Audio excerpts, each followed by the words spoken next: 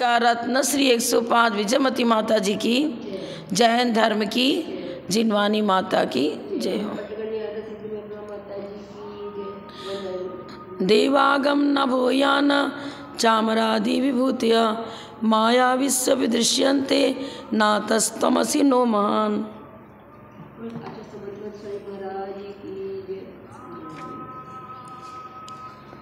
श्लोक नंबर 40। पुण्य पाप क्रिया न स्यात् प्रत्यभाव फलम कुतः बंध मोक्षौ च तेषां न येषां तम नासि नायकः। पुण्य पाप क्रिया न स्यात् प्रत्यभाव फलम कुतः बंध मोक्षौ च तेषां न येषां तम नासि नायकः। नित्य एकांत मानेंगे तो अमुक कार्य करने से पुण्यार्जन होता है और अमुक गलत काम करने से पाप का बंध होता है, पाप का अर्जन होता है। पुण्य और पाप की परिभाषा भी नहीं बनेगी। पुण्य अर्जन करो तो परिणमन हो गया ना, पाप कर रहा है वो, तो इसका मतलब उसमें पाप रूप प्रवृत्ति जागृत हुई, तो एक नित्य एकांत कैसे बनेगा? नहीं बनेगा। प्रत्यभाव माने स्वर्ग मोक्ष आदि की चर्चा भी खत्म हो जाएगी कि पुण्य के फलस्वरूप व्यक्ति स्वर्ग जाता है और पाप के फलस्वरूप नरक जाता है। ये जो चर्चा है प्रत्यभाव परलोक वाली चर्चा, वो भी समाप्त हो जाएगी। कुटस्थ नित्य में बंध और मोक्ष, बंध का कारण क्या है, मोक्ष का कारण क्या है, सभी षड दर्शनों में माना गया है।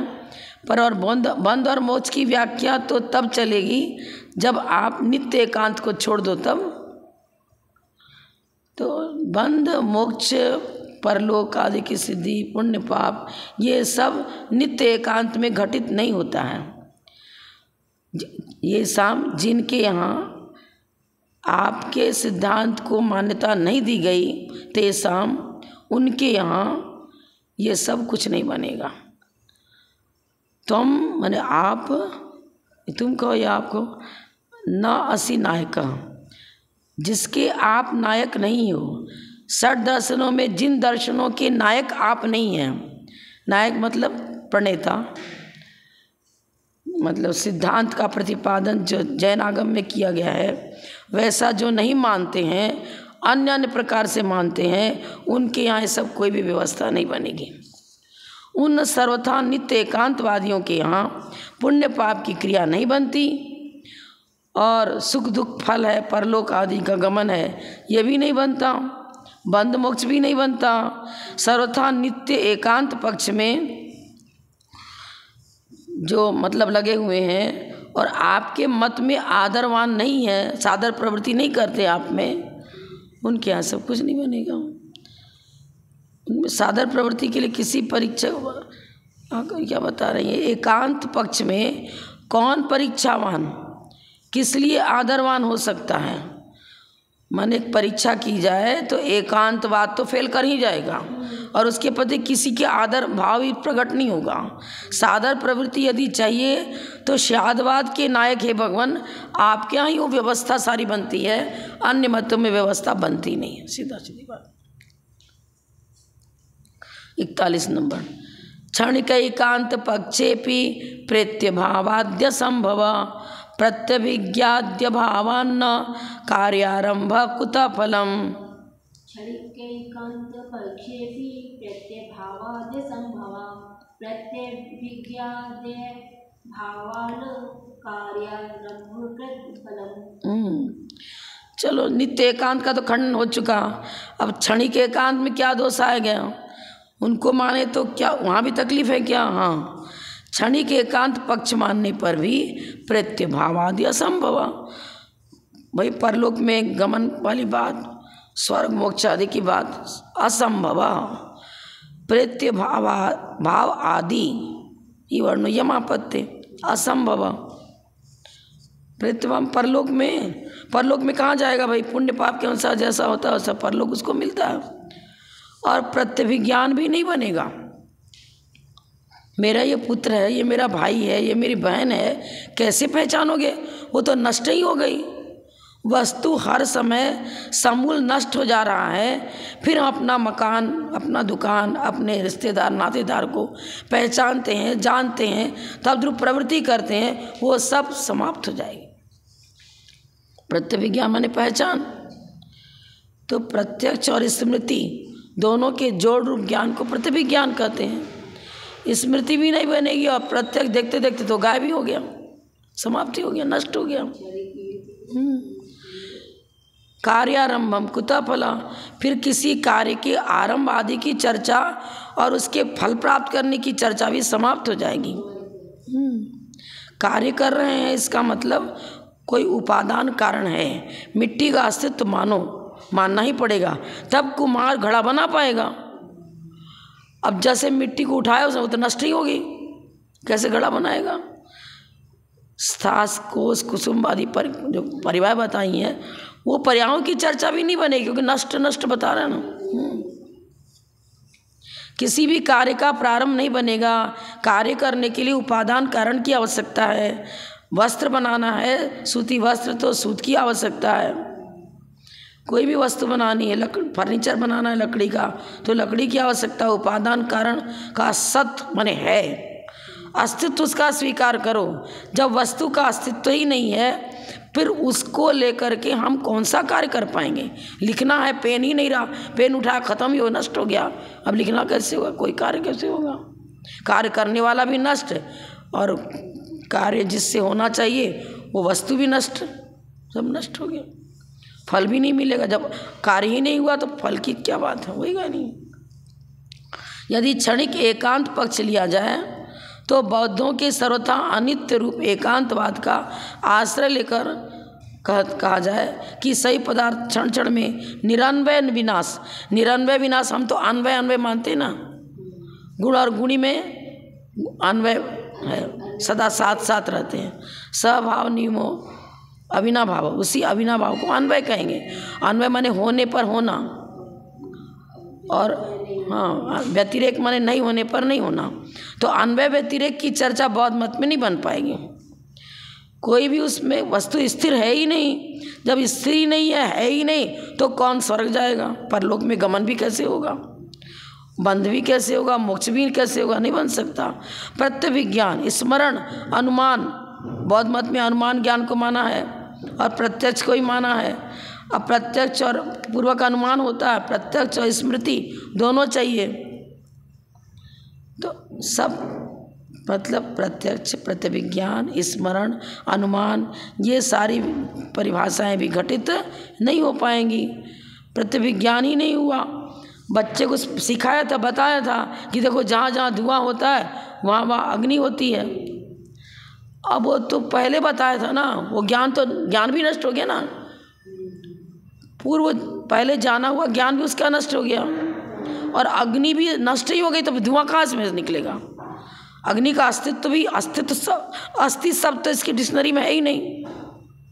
जब अस्थि शब्द ही नहीं है तो उस अग्नि का अस्तित्व माना ही तुमने नहीं, तो धुआं किससे प्रकट होगा।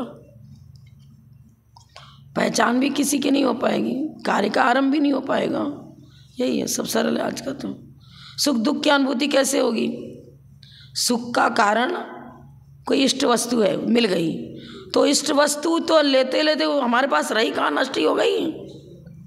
दुख का कारण कोई शत्रु आदि का सद्भाव है, तो वो शत्रु तो नष्ट ही हो गया, अब दुख देने वाला ही रहा कहाँ, दुख का कारण ही नष्ट हो गया। हाँ, नष्ट हो गया। सरल, पहले का पढ़ा हुआ है ना, इसलिए कठिन नहीं। यद्यस, ये आगे 42 नंबर, यद्यसत् सर्वथा कार्यम तन्मा जनिक पुष्पवत मोपादान नियामो भून मां श्वास कार्य जन्मनि। यद्यसत् सर्वथा कार्यम तन्मा जनिक पुष्पवत मोपादान नियामो भून श्वास कार्य जन्मनि। यदि प्लस असत निकलेगा ना, ई वर्ण यम आपत्ति। यदि असत सर्वथा कार्यम, यदि पदार्थ सर्वथा असत रूप है तो कार्य की जनि माने उत्पत्ति हो ही नहीं सकती। तन माँ जनि, किसी प्रकार उत्पन्न नहीं, माँ माने मत नहीं, माँ निगेटिव है ना, माँ भव माने मत हो, तो माँ जन्मनि कार्यम माँ जनी, तो कार्य की उत्पत्ति नहीं हो पाएगी। कैसे? ख पुष्पवत, आकाश में, जिसको नीला नीला लौकिक दृष्टि से जिसको आकाश कहते हैं, क्या आकाश में पुष्प उगते हैं क्या? वृक्ष में पुष्प रहेंगे, और वृक्ष तो भूगर्भ भूमंडल पर है, आकाश में कहाँ से पुष्प आ जाएगा? ख पुष्प की कल्पना जैसे गलत है, उसका अस्तित्व गलत है, उसी प्रकार से यदि पदार्थ का अस्तित्व न मानो तो कार्य कारण भाव भी नहीं बनेगा, कार्य की व्यवस्था नहीं बनेगी। जो मोटे मोटे अक्षर में देखो, यदि कार्य को सर्वथा असत कहा जाए, कार्य भी असत हो गया, पदार्थ नहीं मान रहे ना, तो आकाश पुष्प के समान न होने रूप है। यदि असत का भी उत्पाद माना जाए, क्या बता रहे हैं? असत का उत्पाद, मोपादान नियामो भून माँ श्वास कार्य जन्मनि। अब तुम तो असत असत मानते हो ना, यदि असत सर्वथा, पर तुमने असत मान लिया है, अब असत का तो उत्पाद होता नहीं है। यदि असत का उत्पाद मानो तो फिर उपादान कारण का नियामक पना नहीं बनेगा ना। लकड़ी से ही लकड़ी की टेबल बनेगी, और वृक्ष से ही पुष्प आएंगे, गेहूँ से गेहूँ का आइटम बनेगा, तो गेहूँ फिर गेहूँ नहीं रहा, दाल का भी काम करने लगेगा, चावल का भी काम करने लगेगा, वस्त्र का भी काम करने लगेगा। सर्वसंकर दोष, किसको तो गेहूँ कहेंगे, किसको सूत कहेंगे, किसको दाल कहेंगे, किसको चावल कहेंगे। वेराइटीज जो है अपने अपने गुण धर्म को लेकर है ना, उनका अस्तित्व मानना पड़ेगा। उपादान कारण यदि गेहूँ है तो उससे बना हुआ सब आइटम तद्रूप ही होगा। उपादान कारण यदि चावल है तो उससे बना हुआ आइटम पदार्थ है वो सब तद्रूप ही होगा। तो बोएगा गेहूँ और निकल जाएगा चावल, निकल जाएगा और कुछ भी, चावल दाल कुछ भी निकल जाएगा, मटर निकल जाएगा। बोला तो था, बोया था गेहूँ और निकल जाएगा जौ मटर, जौ भी कहाँ से रही? हाँ वही कहाँ से रही, सर्वथा क्षणिक में। तो लिख रहे हैं आगे देखो, गेहूँ बोकर उपादान कारण के नियमानुसार, नियमानुसार तो यही कि गेहूँ बोया तो गेहूँ मिलेगा। हम यह आशा नहीं रख सकते कि उससे गेहूँ पैदा हो, क्यों? आपने असत का उत्पाद माना है। यदि असत पदार्थ सर्वथा असत है तो असत का उत्पाद हो जाएगा ना। फिर कार्य तुम मान रहे हो तो किसी से कुछ भी उत्पन्न हो जाएगा। यह आशा नहीं रख सकते उससे गेहूँ पैदा हो। असत उत्पाद के कारण उससे चने, जौ या मटर कुछ भी पैदा हो सकता है। इसलिए हम किसी भी उपादान कार्य के विषय में निश्चित नहीं रह पाते हैं, सारा लोक व्यवहार बिगड़ जाता है। उपादान कारण है, कोई चीज़ है, लकड़ी है, तब उससे आप कुछ भी पदार्थ आकार दे करके बना सकते हो। और आटा चावल दाल कुछ है ही नहीं, रसोई कहाँ से बनाओगे? घी है ही नहीं, कहाँ से पूड़ी तलोगे? कुछ है ही नहीं। सर्वथा असत है ना इसके यहाँ। तो सर्वा असत में तो खा पुष्प आकाश पुष्प की तरह हो गया बात। मो उपादान नियामो, उपादान कारण का जो नियामकपना ठहरता है लोक व्यवहार में। उपादान कारण यदि हमने किसी चावल को बोया है, चावल की खेती करनी है तो चावल ही पैदा होगा। दाल की खेती कर, दाल बोया है तो दाल ही पैदा होगा। गेहूँ बोया है तो गेहूँ। ये इस प्रकार उपादान के अनुसार कार्य की जो नियामक व्यवस्था है, उपादान कारण के अनुसार जो कार्य की नियामक व्यवस्था है वो माभूत नहीं होगा। माँ शासक, इसको आश्वासन रहेगा ही नहीं।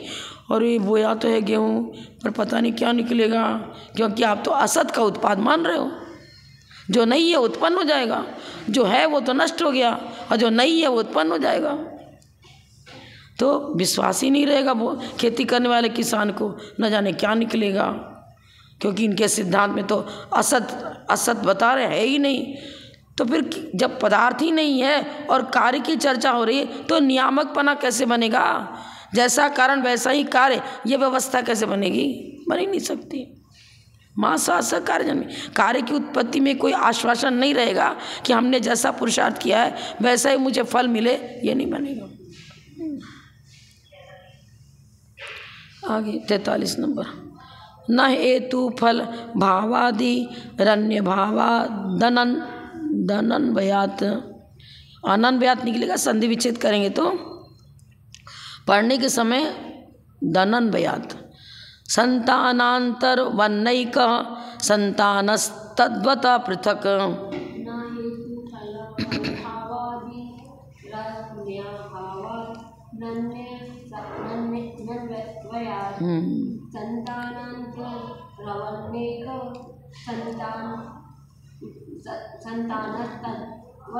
नैक संतानस्तद्वत तद्वत पृथक। क्षणिकैकांत में हेतु फल कुछ भी नहीं बनेगा ना। हेतु किसको कहेंगे? जो कार्य को अवश्य कर दे। साध्य अविनाभावित्वे निश्चितो हेतु, परीक्षा मुख में साध्य के साथ जो अविनाभाव संबंध रखता है उसे हेतु कहते हैं। और जैसा उपादान कारण होता है उसी के अनुसार फल होता है। तो ना हेतु की व्यवस्था बनेगी ना उससे होने वाले फल की व्यवस्था बनेगी। फल भावादि, क्यों? अन्य भावात अनन्वयात, आपने अन्वय तो स्वीकार किया नहीं।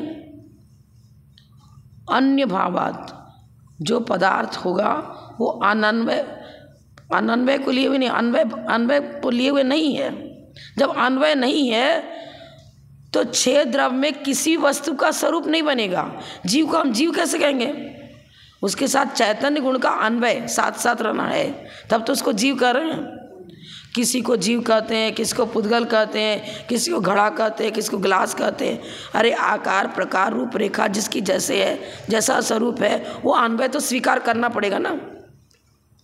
और अन्वय रूप कारण स्वीकार कर ही नहीं रहे हो तो पूर्वोत्तर चरण में बताते नहीं, संतान रह गई। बौद्ध मत वाले, वस्तु तो नष्ट हो गई लेकिन उसकी संतान वासना रह जाती है। तो संतान में भी अन्वय स्वीकार करना पड़ेगा। पुत्र तो नष्ट हो गया लेकिन पुत्र है तो सही है, तो ये दिख तो रहा है, तो तुम पुत्र को पुत्र के रूप में मान रहे हो। चाहे वासना करके मानो, चाहे काल्पनिक मानो, चाहे निरन्वय नाशपूर्वक संतानांतर, एक संतान नष्ट हुई उसकी दूसरी संतान उत्पन्न हुई, वो भी नष्ट हो गई, तीसरी उत्पन्न हुई, तीसरी भी नष्ट हो गई। माने पर्याय, एक पर्याय विघटती दूसरी पर्याय उत्पन्न होती है।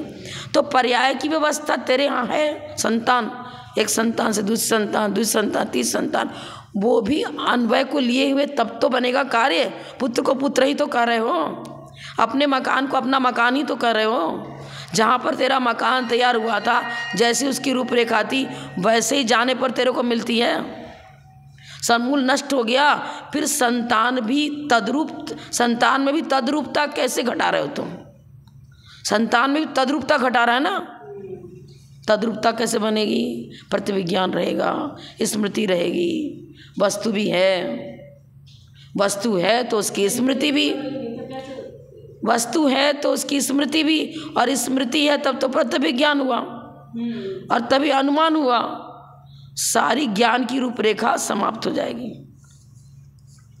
क्षणिकैकांत में पूर्वोत्तर क्षणों में हेतु भाव और फल भाव आदि कभी नहीं बन सकते, क्योंकि सर्वथा अन्वय न होने के कारण। देखो अनन्वयात, अन लगा दिया ना, नए समास हो गया।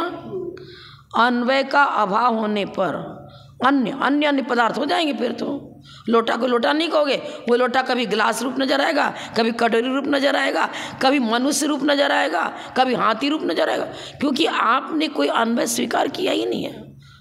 वस्तु रहती है, उसकी पर्याय इतनी है कि नया लाए थे तो अब धीरे धीरे जीर्ण शीर्ण हो रही है, लेकिन है तो वही का वही।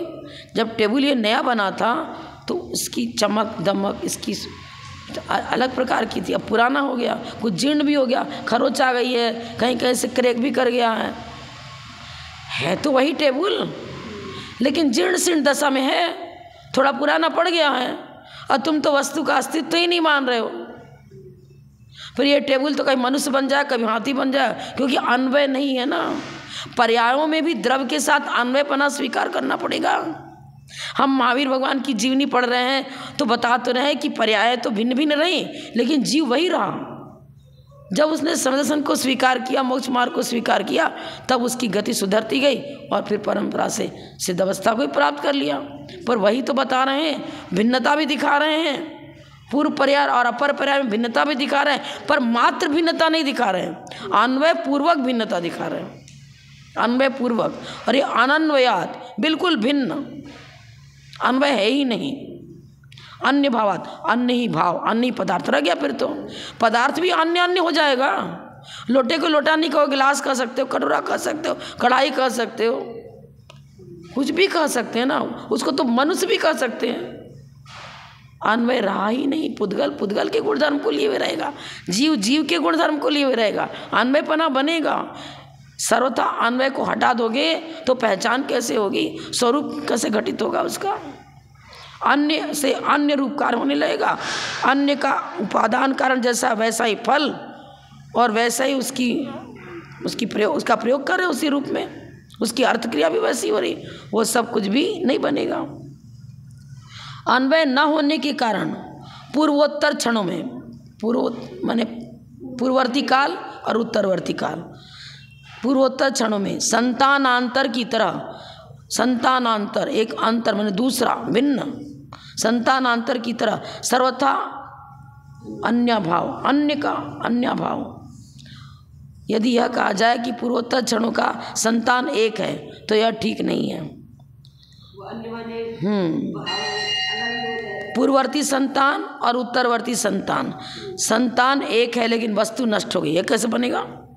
संतान एक है तो यह ठीक नहीं है, क्योंकि जो एक संतान होता है वह संतानों से पृथक नहीं होता।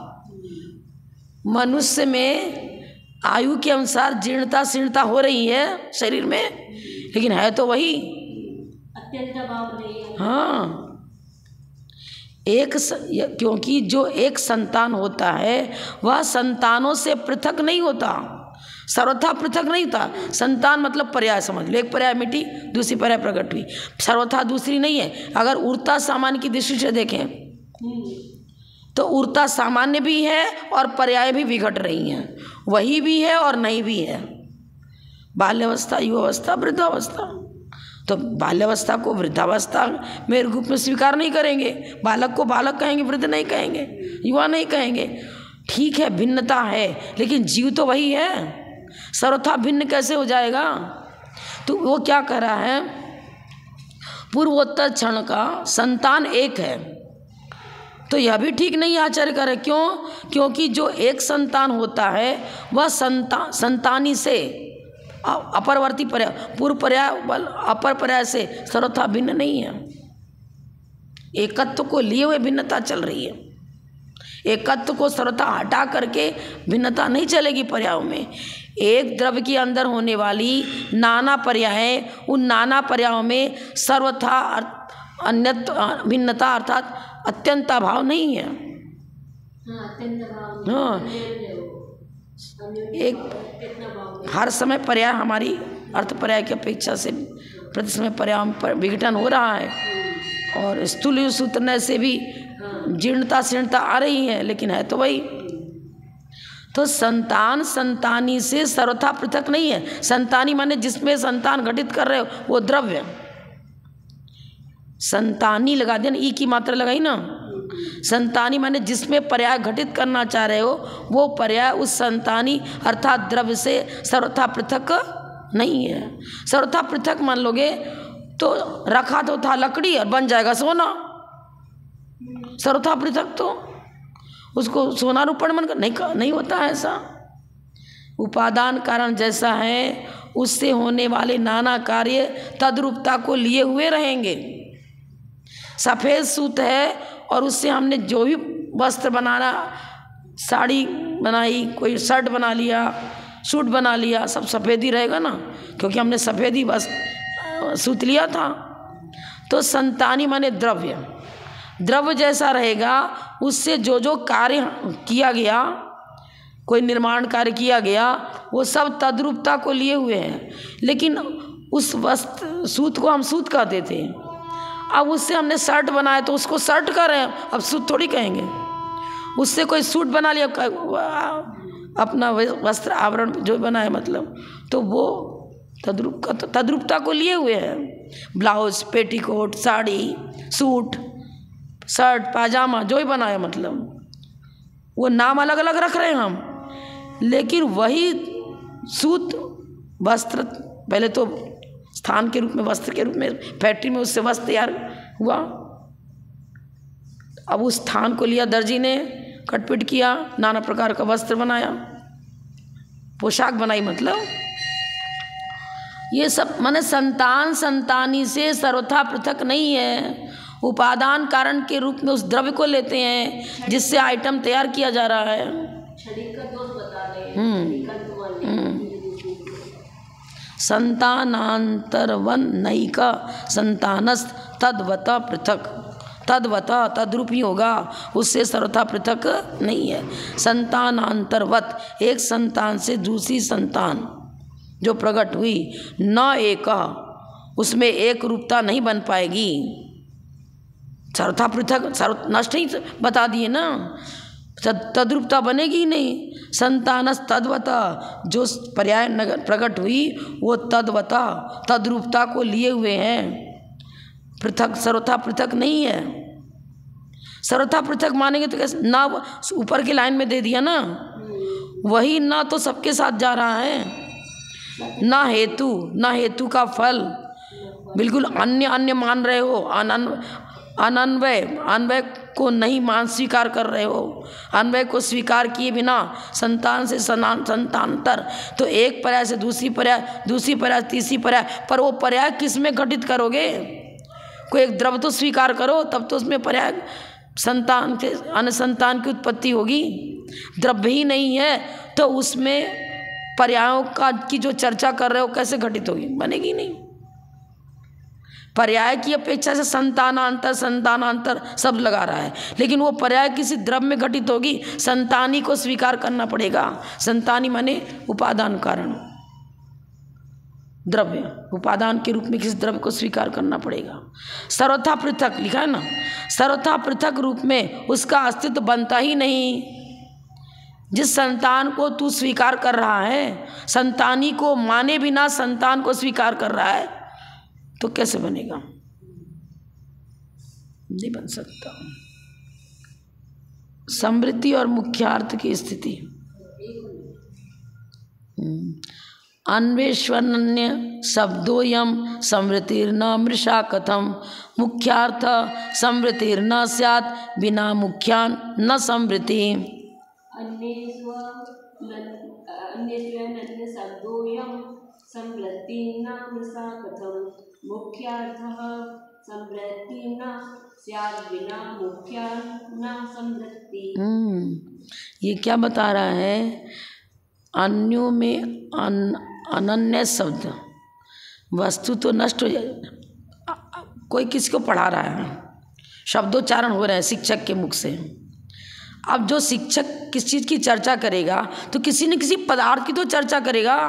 शुद्ध आत्म द्रव्य का स्वरूप क्या है, संसारी जीव किसे कहते हैं, मुक्त जीव किसे कहते हैं, पुण्य का स्वरूप क्या है, पाप का स्वरूप क्या है, सब अयथार्थ हो जाएगा, क्योंकि तुम समृद्धि रूप में उसको स्वीकार कर रहे हो, यथार्थता नहीं मान रहे हो। शब्द भी तो जो लोक व्यवहार में प्रयोग में आता है, वो शब्द किसी न किसी पदार्थ को ज्ञेय बना करके तब वो ज्ञाता उसकी चर्चा कर रहा है। कोई पदार्थ ज्ञेय रूप में है, ज्ञान का विषय है, जो जो ज्ञान का विषय है उसी को शब्दों के द्वारा बताया जाता है। अब सर्वथा भिन्न ये क्या कर, यदि यह कहा जाए कि अन्यों में अनन्य शब्द का जो व्यवहार है वह समृद्धि है, काल्पनिक है। हमने किसी से कहा मुझे भूख लगी है, भोजन चाहिए, तो भोजन का अस्तित्व ही नहीं है, वो काल्पनिक भोजन तुमको खिलाएगा क्या कोई? भोजन भी काल्पनिक और तुम भी काल्पनिक, कैसे बनेगा? जो वस्तु उसको उसका अस्तित्व स्वीकार नहीं कर रहा है वह तो समृद्धि रूप है, औपचारिक है, काल्पनिक है। सब पदार्थ काल्पनिक हैं, सब पदार्थ सर्वथा औपचारिक हैं, सब समृद्धि रूप हैं। अरे तो तुम्हारे बुद्ध देव ने जो धर्म कर्म का स्वरूप बताया वो भी काल्पनिक है। काल्पनिक माने मिथ्या, यथार्थता नहीं। तो यथार्थ तुम्हारा सिद्धांत तुम्हारे वचनों से ही बाधित हो रहा है। तुम अपने सिद्धांत को ही काल्पनिक बता रहे हो, मिथ्या बता रहे हो। क्या तुम्हारी चर्चा है?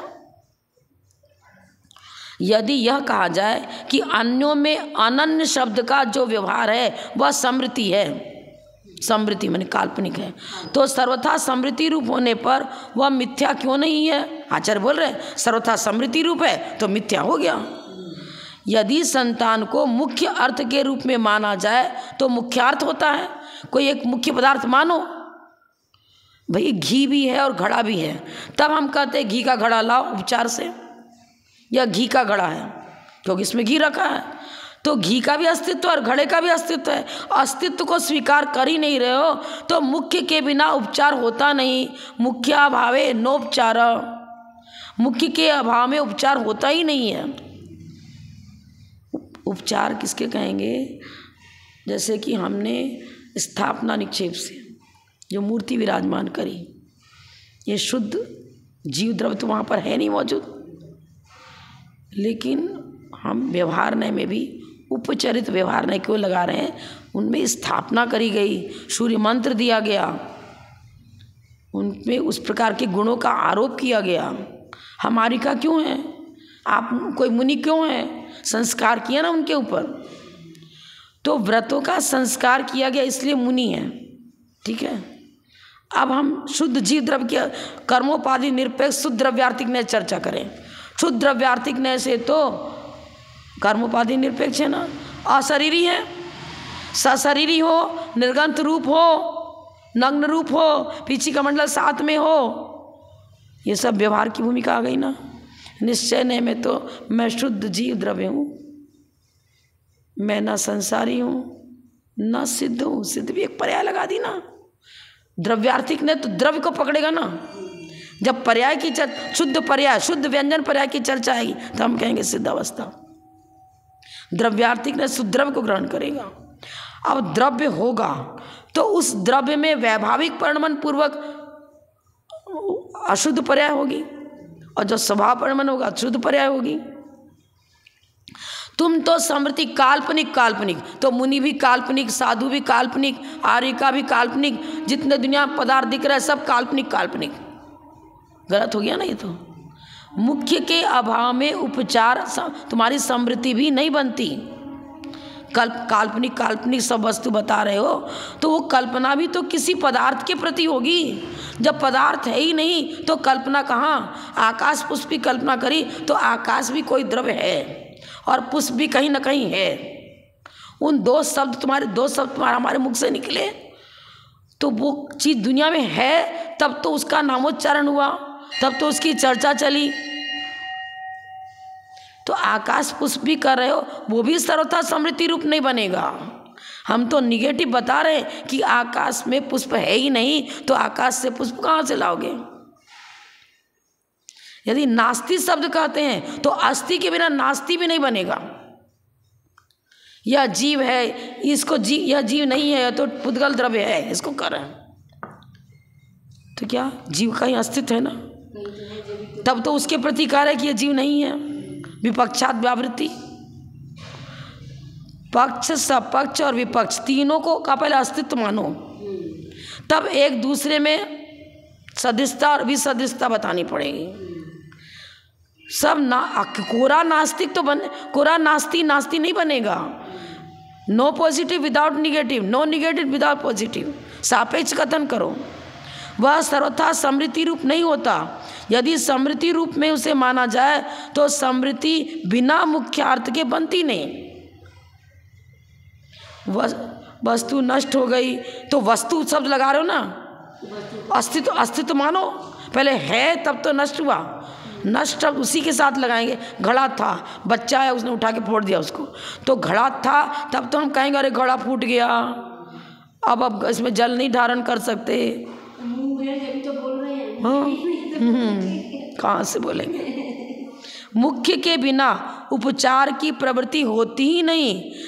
जैसे सिंह के सद्भाव बिना सिंह का चित्र नहीं बनता।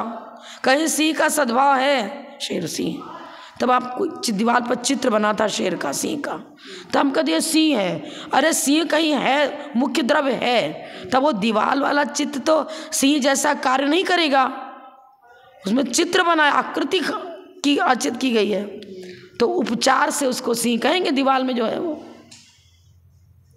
ये सब ऐसे तो आरिका को उपचार महाव्रती कहते हैं और मुनि वास्तव में महाव्रती हैं, लेकिन उनको लोक व्यवहार से ही तो सारी पर्यायों की चर्चा चल रही है। निश्चय के बिना यदि वो जीव द्रव्य ही नहीं होता, जीव ही नहीं है, तो दीक्षा लेने वाला कौन?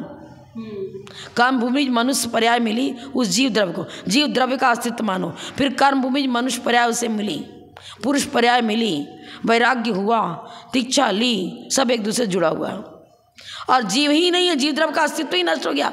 जीव द्रव्य ही नहीं है तो फिर मुनि कौन बना? और वो महाव्रत का आरोप किस पर हुआ? समृद्धि, सब समृद्धि रूप है क्या? सब काल्पनिक है क्या? काल्पनिक जीव था तो मुनि भी काल्पनिक, व्रत भी काल्पनिक, दीक्षा देने वाले भी काल्पनिक थे। समृद्धि हाँ नहीं रहा।